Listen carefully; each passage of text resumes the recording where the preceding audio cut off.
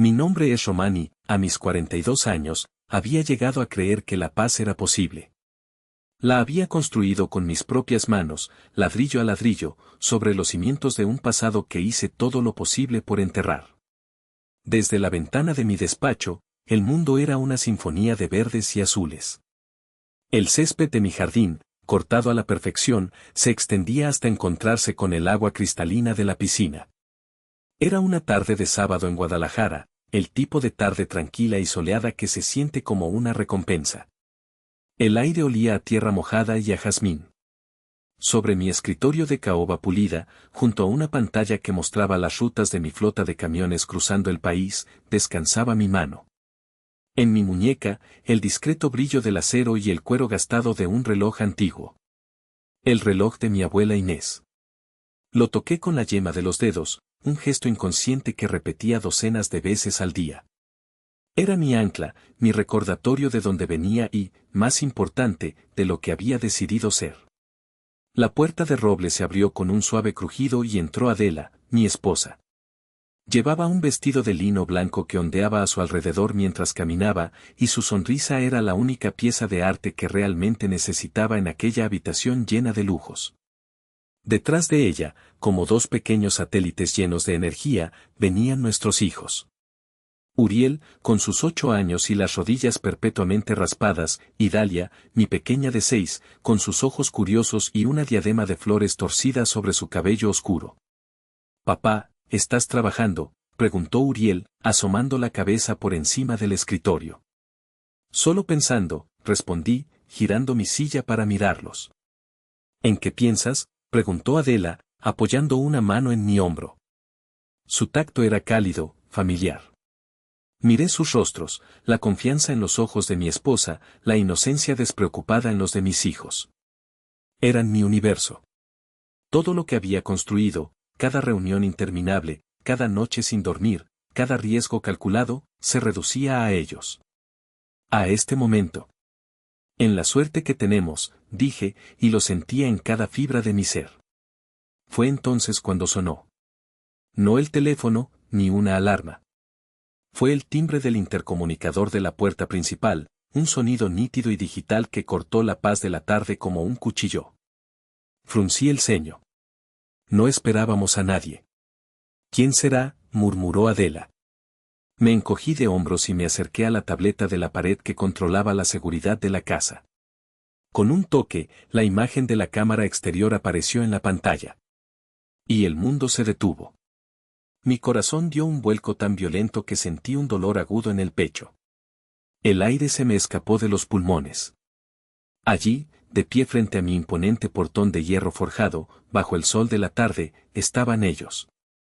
Fantasmas de una vida que ya no era la mía. Mi padre, Horacio, más encorvado de lo que recordaba, su cabello casi completamente blanco. Mi madre, Elvira, con el mismo collar de perlas que había usado durante 30 años, su rostro surcado por arrugas de preocupación. Y detrás de ellos, mis hermanos. Germán, mi hermano mayor, el eterno niño de oro, ahora con la arrogancia desvanecida, reemplazada por una sombra de desesperación. Y Gema, mi hermana, mirando la fachada de mi casa con una mezcla de asombro y envidia mal disimulada. 15 años. 15 años de un silencio tan absoluto, tan profundo, que había llegado a pensar que habían muerto para mí, como yo había muerto para ellos. 15 años sin una llamada, sin una tarjeta de Navidad, sin una sola palabra. Y ahora, estaban aquí. En mi puerta. «¿Román? ¿Qué pasa? Te has puesto pálido», la voz de Adela me trajo de vuelta. No pude responder. Solo señalé la pantalla. Ella miró, y su expresión se endureció al instante. Conocía mi historia. Conocía cada cicatriz. «¿Qué quieren?», siseó, su instinto protector activándose como el de una leona. Un torbellino de emociones me asaltó. Rabia, dolor, confusión. Y debajo de todo, una pequeña y estúpida brasa de esperanza que odiaba admitir que todavía existía. ¿Habrían venido a disculparse? Después de tanto tiempo, ¿habrían venido a pedir perdón? Deseché el pensamiento casi tan rápido como apareció. Era un veneno que no podía permitirme beber. No lo sé, dije, mi propia voz sonando extraña y distante. ¿Quieres que les diga que se vayan? Puedo llamar a seguridad, ofreció Adela, su mano ya buscando el teléfono. La miré.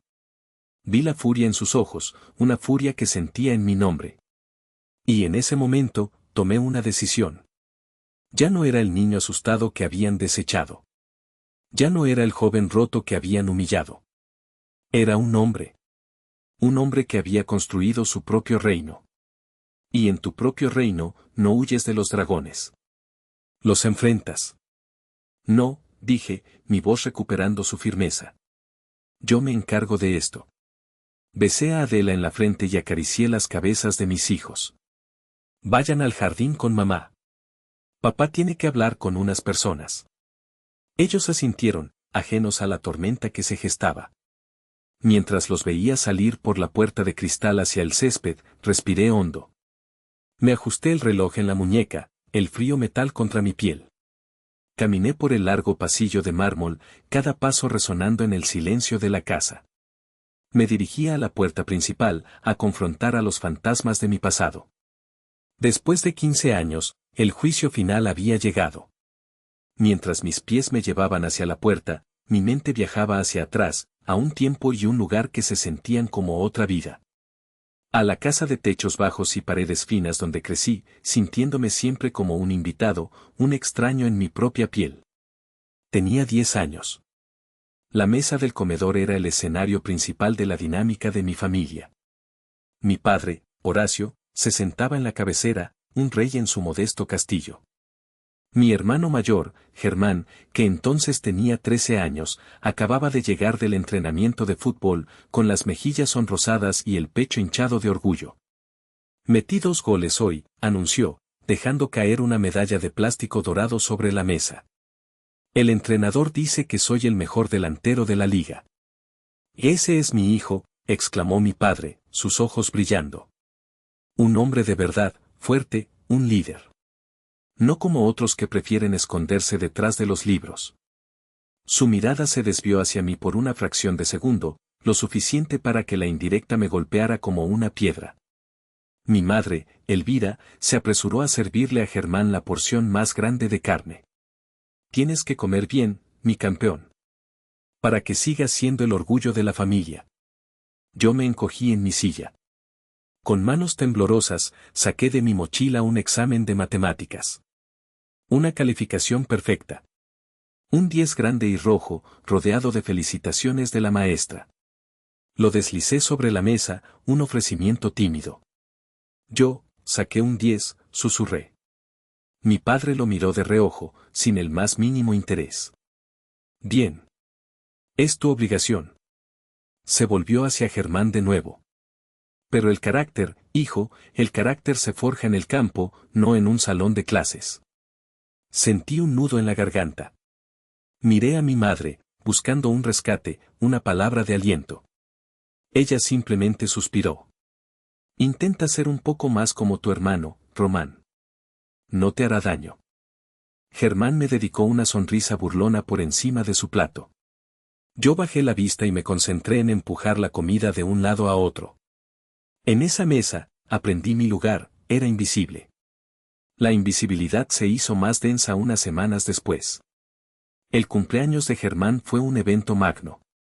Familiares, amigos del barrio, un pastel enorme y una bicicleta nueva. La casa rebosaba de risas y celebración. Mi cumpleaños, 3 semanas más tarde, llegó y pasó en silencio. Mis padres lo olvidaron por completo. Estábamos muy ocupados con un cierre de proyecto de tu padre, se excusó mi madre al día siguiente, sin mirarme a los ojos. No hubo pastel, no hubo regalo, no hubo nada. Bueno, casi nada. Esa noche, mientras estaba sentado en mi habitación, la puerta se abrió sigilosamente. Era mi abuela Inés, la madre de mi padre. Entró con un pequeño panqué con una sola vela encendida. Feliz cumpleaños, mijo, susurró, sus ojos llenos de una calidez que nunca encontraba en los de mis padres. Pide un deseo. Soplé la vela, deseando con todas mis fuerzas ser visto, ser querido. Ser suficiente. La abuela se sentó a mi lado y me acarició el cabello. Ella era mi único refugio, la única que parecía verme de verdad. Pero su protección tenía límites. Un año después, un jarrón de porcelana, una reliquia familiar de mi madre, apareció hecho añicos en el suelo de la sala. Había sido Germán, lo vi trepando por un mueble para alcanzar unas galletas. Pero cuando mi padre entró y vio el desastre, Germán no dudó. Fue Román, gritó, señalándome con el dedo. Estaba corriendo por la casa. No es cierto. Yo estaba en mi cuarto, protesté, con el corazón latiendo desbocado. No me mientas, rugió mi padre, su rostro enrojecido por la ira. Además de debilucho, eres un mentiroso. No importó cuánto suplicara o intentara explicar. El veredicto ya estaba dictado. Me castigó, me quitó mis libros durante un mes. Mientras mi padre me arrastraba a mi habitación, vi a Germán por el rabillo del ojo. Estaba sonriendo. Una sonrisa de pura suficiencia. Esa noche, acurrucado en mi cama, entendí algo fundamental. En la narrativa de mi familia, yo siempre sería el personaje secundario, el villano conveniente, el error de cálculo.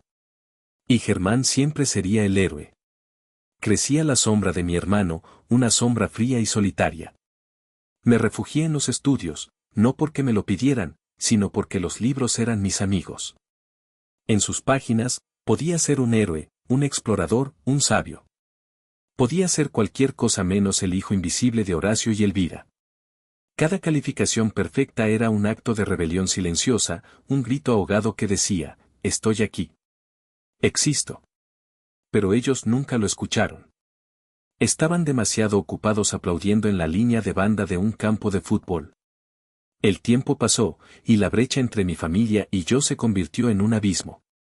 Fui a la universidad, pagando mi matrícula con becas y trabajos de medio tiempo. Estudié administración de empresas, fascinado por los sistemas complejos, por el orden y la lógica que no encontraba en mi propio hogar. Me gradué con honores. Mis padres no asistieron a la ceremonia. Germán se casaba ese mismo fin de semana. A los 27 años, la vida era una lucha constante. Tenía un título, pero no tenía conexiones. Vivía en un pequeño apartamento alquilado en una zona obrera de la ciudad y trabajaba en el departamento de logística de una empresa local, un puesto sin futuro donde mi potencial se ahogaba en papeleo. Me sentía estancado, un satélite sin órbita. Fue entonces cuando la única estrella que me había guiado comenzó a extinguirse. Mi abuela Inés enfermó. Un cáncer agresivo que la consumía rápidamente. El hospital se convirtió en mi segundo hogar. Pasaba horas a su lado, leyéndole, sosteniendo su mano frágil, o simplemente sentado en silencio mientras dormía. Mi familia hacía visitas esporádicas, de no más de 15 minutos. Llegaban con flores, daban un beso en la frente de mi abuela, intercambiaban unas palabras incómodas conmigo y se iban. Cumplían con su deber, pero no había amor en sus gestos. Yo era el que hablaba con los médicos, el que se aseguraba de que estuviera cómoda, el que la ayudaba a beber agua cuando sus labios estaban secos. En esas largas y silenciosas horas en la habitación de hospital, sentí una conexión con ella más profunda que nunca. Éramos dos almas solitarias en una familia que no nos entendía. Una tarde, durante un raro momento de lucidez, sus ojos se fijaron en los míos. Su respiración era superficial, pero su mirada era intensa. Con un esfuerzo tremendo, levantó su mano temblorosa y señaló la mesita de noche. El cajón, susurró. Lo abrí. Dentro, envuelto en un pañuelo de seda, estaba el reloj de mi abuelo. Un reloj sencillo, de acero, con la correa de cuero agrietada por el tiempo. No era valioso, no en términos de dinero. Pero era su tesoro más preciado. Tómalo, dijo. Tu abuelo, era un hombre de voluntad. Un hombre que construyó todo desde la nada. Como tú. Sus palabras me sorprendieron. ¿Como yo? Abuela, no he construido nada. Aún no, respondió, una leve sonrisa dibujándose en sus labios. Me tomó la mano, su piel delgada como el papel. Escúchame, Román. No dejes que nunca nadie te diga que no mereces algo. Nunca. El verdadero amor, mijo, el que importa, es una elección. No es la sangre. ¿Entiendes? Asentí, aunque en ese momento no comprendí del todo la profundidad de sus palabras. ¿Por qué me decía eso? ¿Por qué la insistencia en la elección sobre la sangre? Me puse el reloj. La correa estaba suelta en mi muñeca, pero se sentía pesado, sustancial. Era como si me hubiera transferido una parte de su fuerza, de su fe inquebrantable en mí. Murió 3 días después, al amanecer. Yo estaba a su lado, sosteniendo su mano. El funeral fue un evento sombrío y formal. Vi a mi padre, Horacio, recibir las condolencias con una dignidad ensayada. Vi a mi madre, Elvira, secarse lágrimas que parecían más de convención que de dolor genuino. Germán y Gema estaban allí, rodeados de primos y tíos, formando un círculo cerrado del que yo, como siempre, quedaba excluido. Nadie me preguntó cómo estaba. Nadie pareció recordar que yo era el que había pasado los últimos meses de su vida a su lado. Era, una vez más, un espectador en el drama de mi propia familia. Mientras el ataúd descendía a la tierra, sentí una soledad tan profunda que me robó el aliento. La única persona en el mundo que me había amado incondicionalmente se había ido. Me quedé mirando la tumba abierta mucho después de que todos se hubieran ido, el reloj en mi muñeca sintiéndose frío contra mi piel. No sabía entonces que sus últimas palabras no eran solo un consuelo, eran una advertencia. Una preparación para la verdad que estaba a punto de destrozar mi mundo. Una semana después del funeral, la familia se reunió en la austera oficina del notario de la abuela, un hombre mayor con gafas gruesas y un aire de perpetua melancolía. El aire en la pequeña sala de conferencias estaba cargado, no de dolor, sino de una codicia apenas disimulada. Mis padres y mis hermanos se sentaron juntos en un lado de la larga mesa de madera oscura. Yo me senté en el otro, solo. Horacio, mi padre, tenía una expresión de impaciencia. Elvira, mi madre, se ajustaba nerviosamente su collar de perlas. Germán tamborileaba los dedos sobre la mesa, mientras que Gema hojeaba una revista de moda, fingiendo un desinterés que no sentía. Estaban aquí por el botín, no por el recuerdo. El notario, el licenciado Rivas, carraspeó y comenzó a leer el testamento con una voz monótona. La mayor parte era predecible. La pequeña casa de la abuela en el barrio de Santa Tere, para mis padres. Sus joyas, una modesta colección de plata y turquesas, para mi hermana Gema. Un viejo coche que apenas funcionaba, para Germán. Una pequeña cantidad de dinero para cada uno de sus sobrinos lejanos. Mientras el licenciado leía, vi a mis padres intercambiar una mirada de satisfacción. Germán sonrió con suficiencia. Todo estaba saliendo como esperaban. La jerarquía familiar se mantenía intacta, incluso en la muerte. Yo no esperaba nada. El reloj que llevaba en la muñeca era toda la herencia que necesitaba. Finalmente, el licenciado Rivas llegó a la última cláusula. Hizo una pausa, se ajustó las gafas y nos miró a todos por encima de ellas. Y para mi nieto, Román, leyó, su voz adquiriendo un matiz ligeramente más cálido, a quien adoro con todo mi corazón y en quien veo la fuerza de su abuelo, le dejo el reloj que ya le he entregado en vida. Y la totalidad de mi dinero en efectivo, depositado en mi cuenta de ahorros, que asciende a la suma de 200,000 pesos. Un silencio denso y pesado cayó sobre la habitación. 200,000 pesos. No era una fortuna, pero para un joven de 27 años que apenas llegaba a fin de mes, era un salvavidas. Era una oportunidad. Era un comienzo. Pude sentir sus miradas sobre mí, cargadas de incredulidad y veneno. ¿Qué? Siseó mi madre, rompiendo el silencio. ¿Eso es todo? ¿200,000 pesos para él? Esa vieja siempre lo prefirió, masculló Horacio, su rostro comenzando a enrojecerse. Nunca entendí por qué. Germán se reclinó en su silla, mirándome con puro desdén. ¿200,000 pesos? ¿Para qué los quiere? Los malgastará en tonterías. Ese dinero debería quedarse en la familia. La verdadera familia.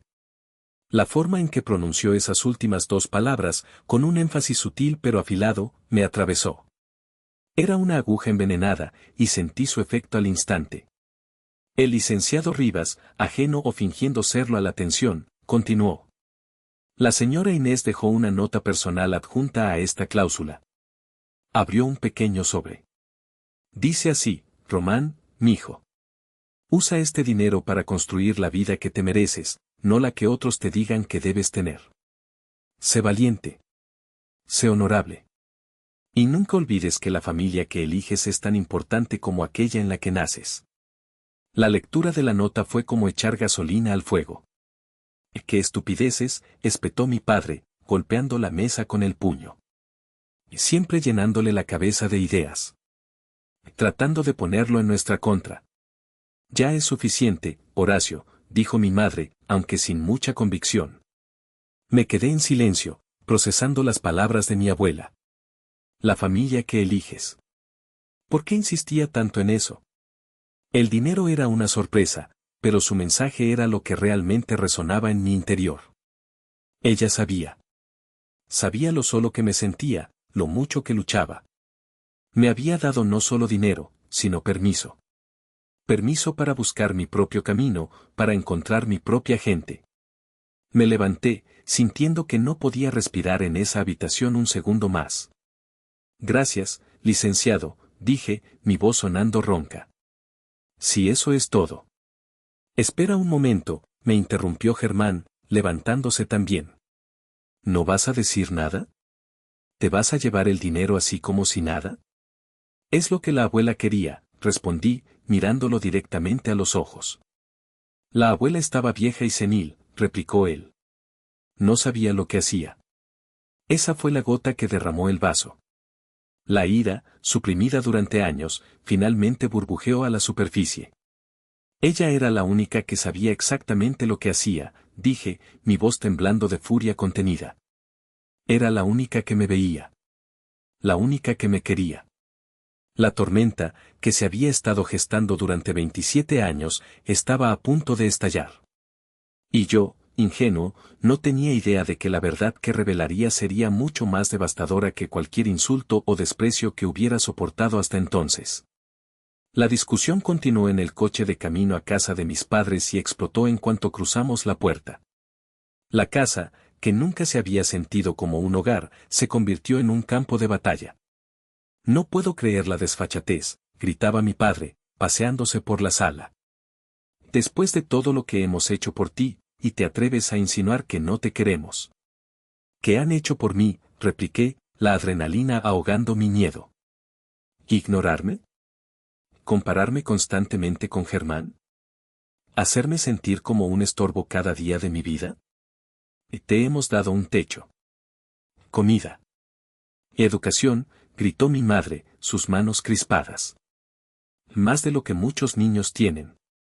Dieron lo mínimo que exige la ley, estallé. Pero nunca me dieron lo que un hijo necesita. Nunca me hicieron sentir que pertenecía aquí. Fue entonces cuando Germán intervino, su voz goteando veneno. Quizás es porque nunca perteneciste realmente. Me volví hacia él, confundido. ¿De qué estás hablando? Germán sonrió, una sonrisa cruel que había visto 1000 veces antes. Vamos, Román. ¿Nunca te diste cuenta? ¿Nunca viste que eras diferente? Miré a mis padres, buscando una explicación, una negación.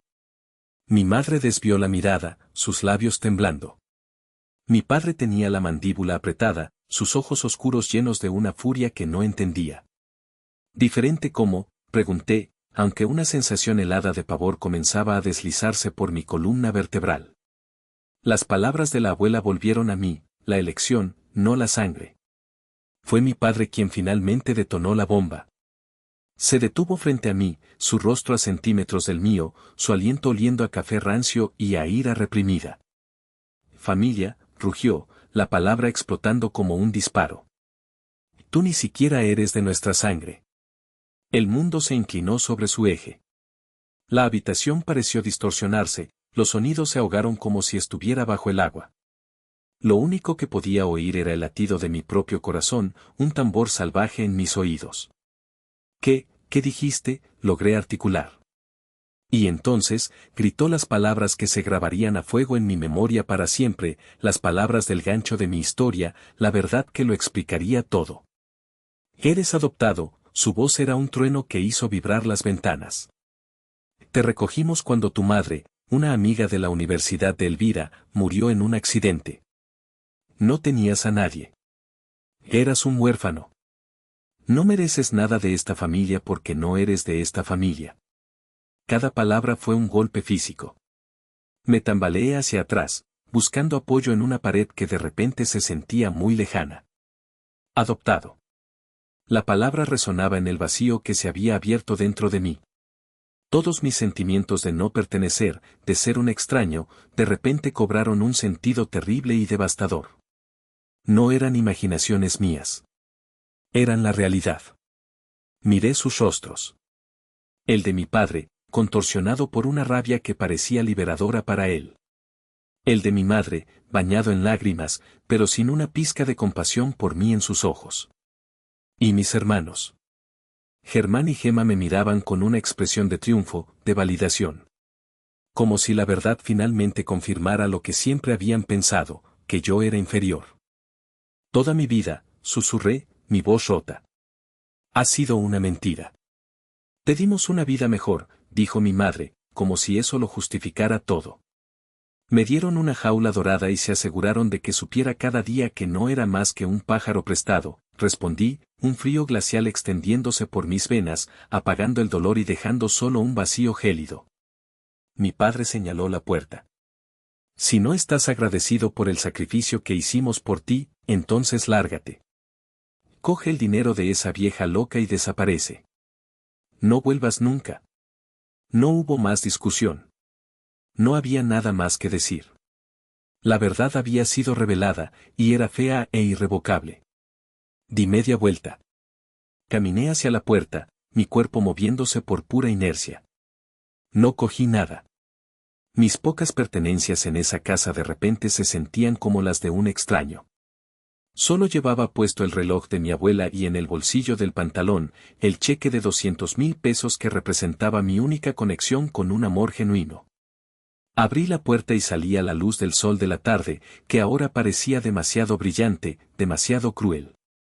No miré hacia atrás. Escuché la puerta cerrarse de un portazo detrás de mí, un sonido final y definitivo. El fin de mi vida como Román, el hijo. Y el comienzo de mi vida como Román, el superviviente. Dejé Guadalajara esa misma noche. Metí mis pocas pertenencias en una maleta, retiré el dinero del cheque y compré un boleto de autobús a Monterrey, el corazón industrial del norte. No tenía un plan, solo un instinto primario de poner la mayor distancia posible entre mi pasado y mi futuro. Los primeros años fueron brutales. Monterrey me recibió con una indiferencia anónima que, al principio, fue un alivio. Nadie me conocía. Nadie esperaba nada de mí. Podía ser quien quisiera, o más bien, nadie en absoluto. Alquilé un cuarto minúsculo en una vecindad ruidosa, con paredes tan delgadas que podía oír las discusiones y las risas de mis vecinos. El dinero de la abuela se administraba con una disciplina férrea. La mayor parte se destinó a mi supervivencia, renta, comida barata, transporte. Vivía a base de tacos de canasta y café instantáneo. Mi primer trabajo fue de cargador en una bodega inmensa en la periferia de la ciudad. El trabajo era agotador, físicamente demoledor. Cada noche, llegaba a mi cuarto con el cuerpo dolorido y los músculos agarrotados, pero la fatiga física era un bálsamo para el dolor emocional. Me dejaba demasiado exhausto para pensar, para recordar. Fue en esa bodega donde conocí a Darío. Era un tipo flaco y enérgico, con una sonrisa fácil y una mente aguda. Como yo, venía de la nada y soñaba con algo más. Nos hicimos amigos entre cajas de cartón y el ruido de los montacargas, compartiendo sueños durante los descansos para comer. Pero no fue hasta que empecé a trabajar para Logística del Norte, la empresa de don Eliseo, que mi suerte comenzó a cambiar. Don Eliseo era un hombre de la vieja escuela, rudo, directo y con una habilidad casi mística para leer a las personas. Tenía 70 años, una reputación de ser un jefe duro pero justo, y un imperio logístico que había construido desde cero. Empecé en el nivel más bajo, verificando manifiestos de carga. Era un trabajo monótono, pero lo abordé con la misma intensidad con la que había abordado mis estudios. No era solo papeleo para mí, era un sistema, un rompecabezas. En mis horas libres, en lugar de descansar, estudiaba. Leía libros sobre gestión de la cadena de suministro, sobre leyes aduaneras, sobre optimización de rutas. Usé una pequeña parte del dinero de mi abuela para tomar cursos en línea. Un día, noté una discrepancia recurrente en los manifiestos de importación. Una pequeña ineficiencia en la clasificación arancelaria que, multiplicada por cientos de envíos al mes, le estaba costando a la empresa una fortuna en impuestos innecesarios. Pasé una semana investigando, corroborando datos, preparando un informe detallado. Con el corazón en la garganta, pedí una reunión con don Eliseo. Su secretaria me miró como si estuviera loco. El señor Eliseo no recibe a los empleados de la bodega, dijo con desdén. Pero insistí. Finalmente, harto de mi persistencia, don Eliseo aceptó darme 5 minutos. Entré en su oficina, un santuario de madera oscura y olor a tabaco. Me escuchó en silencio, sus ojos penetrantes fijos en mí mientras yo, un joven nervioso de 28 años, le explicaba mi descubrimiento, mostrándole los números, las proyecciones de ahorro. Cuando terminé, se reclinó en su silla y se quedó mirándome durante lo que pareció una eternidad. ¿Cómo te llamas, muchacho?, preguntó finalmente. Román, señor. Román, repitió. ¿Y por qué un simple verificador de manifiestos se toma tantas molestias? Porque me gusta que las cosas tengan sentido, señor, respondí con honestidad. Y esto no lo tenía. Don Eliseo sonrió por primera vez, una sonrisa torcida que no llegó a sus ojos. Tienes agallas, muchacho. Y tienes cerebro. A la semana siguiente, me ascendió. Me sacó de la bodega y me dio un escritorio fuera de su oficina. Me convirtió en su asistente personal, su protegido. Se convirtió en la figura paterna que nunca tuve. Me enseñó a negociar, a ser implacable en los negocios pero honorable en mi palabra. Me enseñó que la lealtad se gana, no se exige. Vio en mí no al huérfano, no al hijo no deseado, sino a un hombre con potencial. ¿Tienes hambre, Román?, me dijo un día. Esa es un hambre que el dinero no puede comprar. No la pierdas nunca. No la perdí. Con su guía y el apoyo de Darío, a quien traje a la empresa conmigo, ahorré cada centavo. 2 años después, con un pequeño préstamo que don Eliseo nos concedió, Darío y yo fundamos nuestra propia empresa. La llamamos Logística Águila.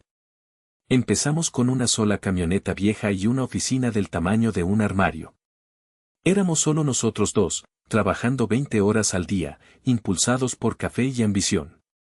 Fue el comienzo de todo. Los siguientes 15 años fueron un borrón de trabajo incesante y crecimiento vertiginoso. Logística Águila pasó de ser una broma en la industria a un competidor formidable. Nos especializamos en lo que las grandes empresas consideraban demasiado complicado: carga transfronteriza con plazos ajustados, logística de cadena de frío para productos farmacéuticos. Soluciones de almacenamiento de alta seguridad. Hubo reveses, por supuesto. Contratos que perdimos, noches en las que pensamos que tendríamos que cerrar. Pero el recuerdo del portazo de mi antigua casa era un combustible inagotable. Cada vez que estaba a punto de rendirme, tocaba el reloj en mi muñeca y recordaba las palabras de mi abuela: sé valiente. Y seguía adelante. El éxito, cuando llegó, fue abrumador. La camioneta vieja se convirtió en una flota de cientos. La pequeña oficina se transformó en una torre de cristal en el corazón financiero de Monterrey, con sucursales en todo el país y al otro lado de la frontera. Me había convertido en el hombre que mi padre nunca pensó que podría ser. Pero en medio de la construcción de mi imperio, encontré algo infinitamente más valioso. La conocí en una aburrida conferencia de la industria. Se llamaba Adela y era una abogada especializada en derecho mercantil, representando a un cliente potencial. Era brillante, con una mente tan afilada como su ingenio y una risa que iluminaba la habitación. Discutimos sobre una cláusula contractual durante 20 minutos, y para cuando terminamos, sabía que estaba perdido. En nuestra tercera cita, le conté todo. La historia del hijo invisible, la revelación de la adopción, la expulsión. Le hablé del dolor y la soledad. Esperaba compasión, tal vez incluso lástima. En cambio, me dio algo mucho mejor, respeto. Ellos no te definen, Román, me dijo, tomando mi mano sobre la mesa. Su mirada era firme y clara. Lo que te define es lo que hiciste después. Lo que estás construyendo. Esa es tu historia. El resto es solo el prólogo. Con Adela, aprendí lo que significaba ser amado incondicionalmente. Me amaba no a pesar de mis cicatrices, sino con ellas. Se convirtió en mi socia, mi confidente, mi mejor amiga. Nos casamos un año después, en una ceremonia íntima en la playa, rodeado solo por un puñado de amigos verdaderos, incluyendo a Darío y a un sonriente don Eliseo, que me entregó en el altar. Luego llegaron nuestros hijos, Uriel y Dalia. Sostener a mi hijo por primera vez fue una experiencia transformadora. Miré su pequeño rostro y juré que nunca, ni en 1.000.000 de años, se sentiría como yo me sentí. Le daría todo el amor, toda la atención, toda la validación que a mí me había negado. Me convertí en el padre que siempre quise tener. Un martes por la tarde, estaba en medio de una videoconferencia crucial, negociando los términos finales de una adquisición que duplicaría el tamaño de nuestra empresa. Mi asistente entró discretamente y me pasó una nota. Partido de Uriel, 15 horas. Miré la pantalla, donde los abogados y ejecutivos esperaban mi decisión. Miré la nota. Señores, dije, interrumpiendo al abogado principal. Les pido una disculpa, pero ha surgido un asunto familiar impostergable. Propongo un receso de 90 minutos. Mi equipo tiene mi plena autoridad para continuar las discusiones preliminares. Hubo un silencio de asombro en la línea. Cerré mi laptop, ignorando las miradas de incredulidad de mi propio equipo. Conduje hasta la escuela de mi hijo, llegué justo a tiempo para ver a Uriel, pequeño y decidido con su uniforme de fútbol, marcar un gol. Su rostro se iluminó al verme en las gradas, y su sonrisa, su pura y desenfrenada alegría, valía más que cualquier contrato. Mi padre nunca fue a uno solo de mis eventos. Yo no me perdería ni uno solo de los de mi hijo. Construí una vida. Una vida real, llena de amor y propósito. Trasladé la sede de mi empresa a Guadalajara, no para estar cerca de ellos, sino porque era mi ciudad y me negaba a dejar que me la arrebataran. Compré una gran propiedad en las afueras y construí la casa de mis sueños, no como una fortaleza para mantenerme alejado del mundo, sino como un santuario para la familia que había elegido. Y entonces, después de 15 años de un silencio que yo había llegado a atesorar, llamaron a mi puerta. Mientras caminaba por el pasillo de mármol, no era el niño herido quien se acercaba a la puerta. Era Román, el esposo, el padre, el CEO. Un hombre forjado en el fuego del rechazo, que había aprendido que la verdadera fuerza no reside en la sangre que heredas, sino en el amor que eliges dar. Estaba listo. La abrí. Y allí estaban, parpadeando bajo el sol, pareciendo más pequeños, más viejos y extrañamente insignificantes frente a la escala de la vida que había construido sin ellos. Los invité a pasar. No por cortesía, sino por una fría y deliberada necesidad de controlar el escenario. Este era mi hogar, mi territorio. Las reglas, esta vez, las pondría yo. Entraron en el vestíbulo de doble altura, sus ojos moviéndose con avidez, tratando de asimilarlo todo, los suelos de mármol, la escalera curva, la obra de arte contemporáneo que colgaba en la pared. Vi la envidia en los ojos de Gema, el cálculo en los de Germán. Mi padre, Horacio, intentaba mantener una fachada de indiferencia, pero su mandíbula apretada lo delataba. Bonita casa, hijo, dijo finalmente, la palabra hijo sonando extraña y hueca en su boca. Gracias, respondí, mi voz era un témpano de hielo. Sigan, por favor. Los guié a la sala principal, un espacio amplio con ventanales que se abrían al jardín y a la piscina. Se sentaron torpemente en el borde de los sofás de diseño italiano, como si temieran manchar la tapicería. La conversación comenzó con una farsa torpe. Preguntas sobre mi trabajo, falsos halagos sobre lo que habían leído en las noticias. Mi madre, Elvira, incluso intentó una aproximación emocional. Siempre supimos que llegarías lejos, Román, dijo, sus ojos humedeciéndose. Siempre estuvimos muy orgullosos de ti. La dejé hablar. Dejé que representaran su pequeño teatro, observándolos con la distancia de un entomólogo estudiando insectos. El orgullo, pensé, es una emoción curiosa. No estuvieron orgullosos cuando me gradué, ni cuando abrí mi empresa, ni durante las incontables noches que pasé luchando. Su orgullo, al parecer, solo se activaba con el brillo del dinero. Finalmente, incapaz de soportar más la tensión, mi padre fue al grano.